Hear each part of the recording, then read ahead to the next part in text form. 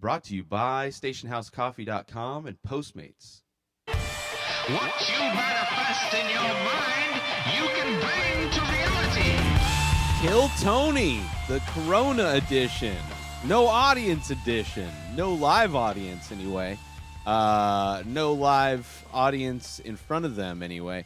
The coronavirus is changing everything. Clearly, we all know it. No live performances, no live sports, podcasts. TV shows and podcasts are having to completely overhaul how they produce the show. Everybody's having to do everything remote. Reminds me of back in the day doing the Inspired Disorder podcast. All of my co-hosts and guests were always remote, usually called in with Skype. It was nice when the guest had video, so I could get video for the YouTube page. So it's kind of crazy how this thing has pushed everything, reverted everything back to something that I was doing back in 2012. It's just so crazy that and for shows like Kill Tony, where it's specifically designed to be performed in front of a live audience. I mean, it's a stand-up comedy show where people get pulled out of a bucket. They do 1 minute of stand-up, and then they are interviewed by Tony Hinchcliffe, who's a stand-up comedian, and then he usually has a guest or two on unless they're on the road. There's a band that also do improv characters, which is hilarious. The drummer, Joel Jimenez, he does Mexican drum offs. If there's ever a comic that gets pulled out of the bucket and knows how to play the drums, they battle. It's amazing every time it happens. Jeremiah Watkins, who runs the band, who's the leader of the band, also known for doing different characters. He has his own podcast, Jeremiah Wonders, and the newly crowned and minted band member, Jetski Johnson, joined the band. She's the trumpet player. Jeremiah plays the saxophone, and Chroma Chris plays the bass and or just regular guitar. They play characters and they interact with the guests, and it's a hilarious, fun show. I love it. It's live every Monday on YouTube. I have seen it live also at the Comedy Store back when they used to do the show in the belly room at the Comedy Store. Now it's usually in the main room, but now that everything's closed down, no live performances, they've had to switch things up with Kill Tony. First, it was the Ice House. They were originally going to try and do, this was back in a small window of time when groups of 100 people could be around each other. Like the next day, I think it went down to 10, and then the next day it was just like, nope, everybody stay home. So they've had to change. So the first show without an audience at the Ice House, which was just kind of weird to see the show not. I mean, they do different clubs. They go on tour all the time, all around the world. So there's definitely episodes where you see them in different clubs. So that wasn't necessarily weird.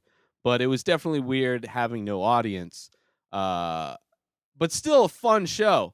They still do. They have regular comedians that don't have to get pulled out of the bucket. They have 3 regulars. And they did a minute of comedy each on this kind of weird show. Although I don't think Michael Lair got to do his minute. I don't think he was there. Maybe he called in on that Ice House show. But David Lucas and William Montgomery performed their minutes and got drunk, and it was just a fun kind of special episode.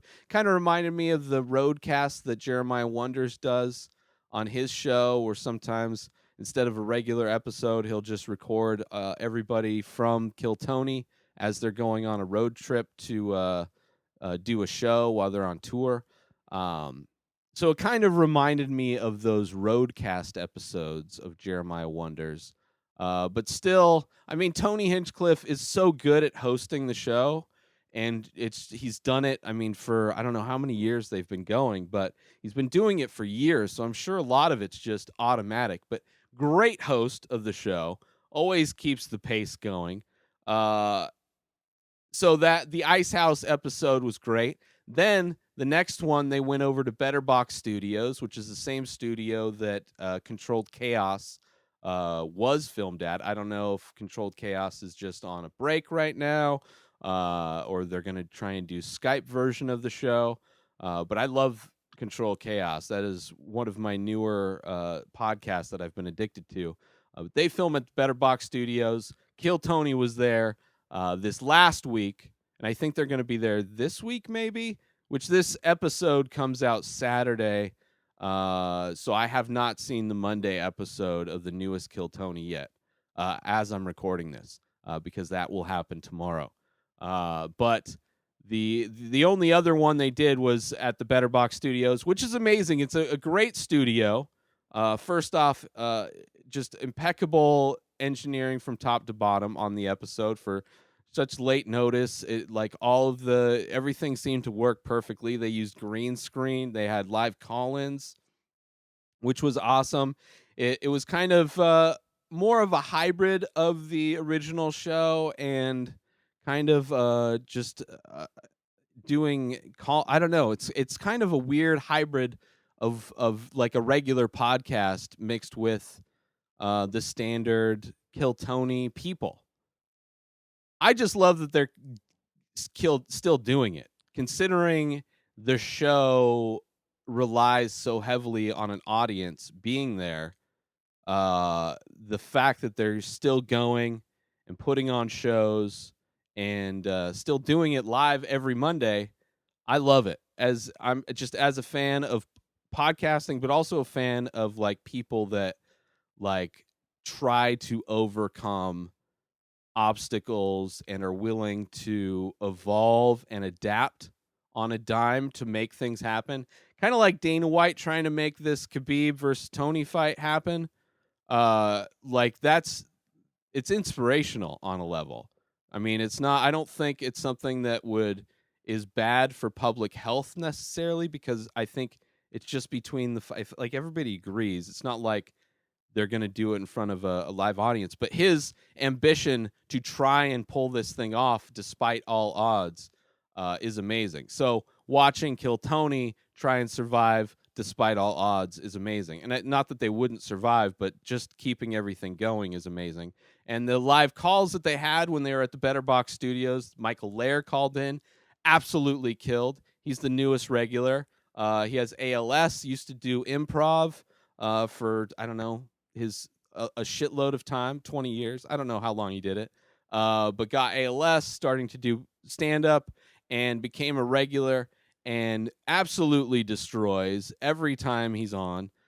Even if he's just calling in via Skype, he's hilarious. David Lucas called in to give him his update. He was in New York, but I think he successfully escaped, even though I think there's like a travel ban kind of a thing in New York right now. Nicole Tran, who is kind of a regular comedian when they go on the road sometimes, hilarious as well. Dom Irrera, who's one of the most regular guests on the show, called in. Ryan J. Ebelt called in as well, who's the house artist, and he called in to show the piece of artwork that he made for that live show, which Ryan J. Ebelt, go check out his store, ryanjebelt.com. Go buy his original artwork and prints and everything. He's support artists right now. And then also with the green screen, they got to, there was like Kid Rock showed up. There was some fun, I think Shanks showed up maybe. But there was some fun characters from Jeremiah Watkins, because I don't think the band dressed up as anything, and I don't think they have. So it's just a weird quasi thing, but I love that it's still going because it's such a big part of my week. Every Monday, I look forward to it, forward to watching it, and I usually listen to episodes as well. But yeah, it just, with everything getting canceled, it's fun and amazing, and I'm very thankful that some things are still going. So thank you, Tony Hinchcliffe. Thank you, everybody in the Kill Tony band, the producers, everybody. Love the show. I'm glad it's still going despite no audience, and I can't wait for it to come back to its full potential.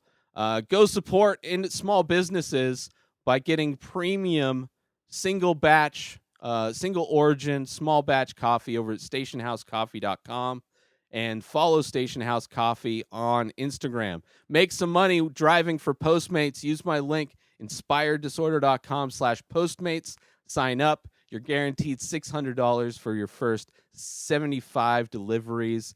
It's one of the few ways to make money nowadays.